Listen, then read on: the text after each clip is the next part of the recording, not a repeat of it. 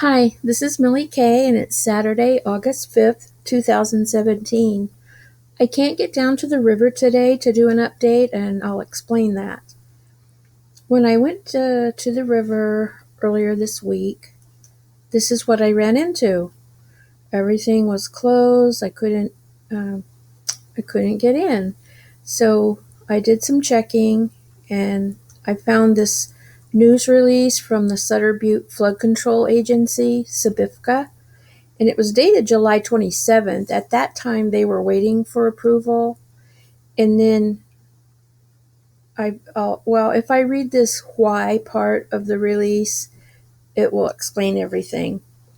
Pending approval from the U.S. Army Corps of Engineers, the Sutter Butte Flood Control Agency will construct emergency repairs to approximately 3 miles of the Feather River West Levee in Yuba City.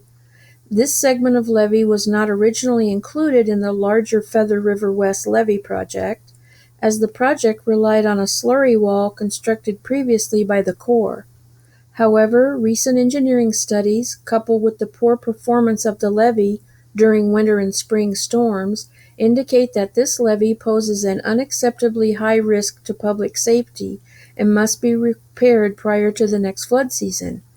Construction, which will involve the installation of a deep slurry wall to block the flow of water through and under the levee, should be completed by the end of November 2017.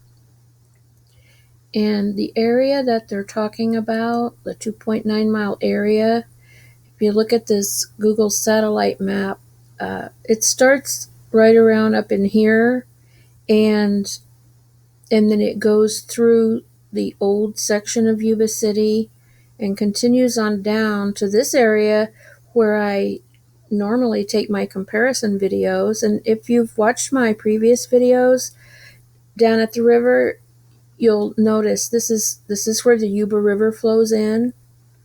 And so I'm generally over in this area, showing views of the Feather River as it runs toward Oroville up here, and then as it goes down to Sacramento. And also, I want to play a clip from a radio broadcast. It's an interview with the executive director of the Sutter Butte Flood Control Agency, Mike Inamini, and the interviewer from radio station 93Q is John Black. And this just takes about a minute. So Yuba City was repaired by the Corps of Engineers back in between 1999 and 2000. And so that's why that reach, this 2.9 mile reach, initially was designated as a no-work reach. We didn't need to do anything in it. We're not going to waste taxpayers' money fixing something that's already fixed. And apparently that was a mistake.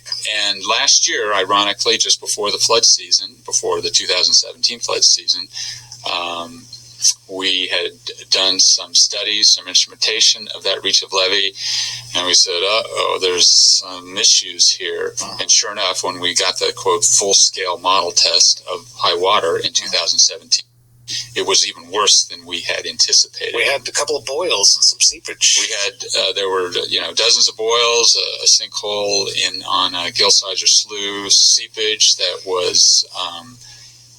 seepage that at relatively low water surface elevation exceeded even that at higher elevation. So it was really high up on the levee, did it? It really didn't. I mean, just in downtown Yuba City, it was at its deepest, it was maybe 6 to 8 feet over the landside toe. Yeah. So this is an area that had been repaired. Obviously, those repairs were inadequate. We dodged a bullet.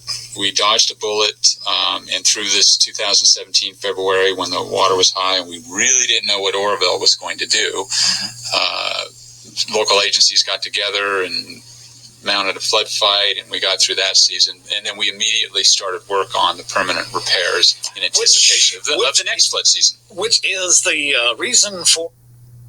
Okay, so that will conclude this update. And I'll keep you posted as the repairs continue down here 30 miles below the Oroville Dam. I appreciate your views, and I hope you'll like, subscribe, and share. and I'll see you next time.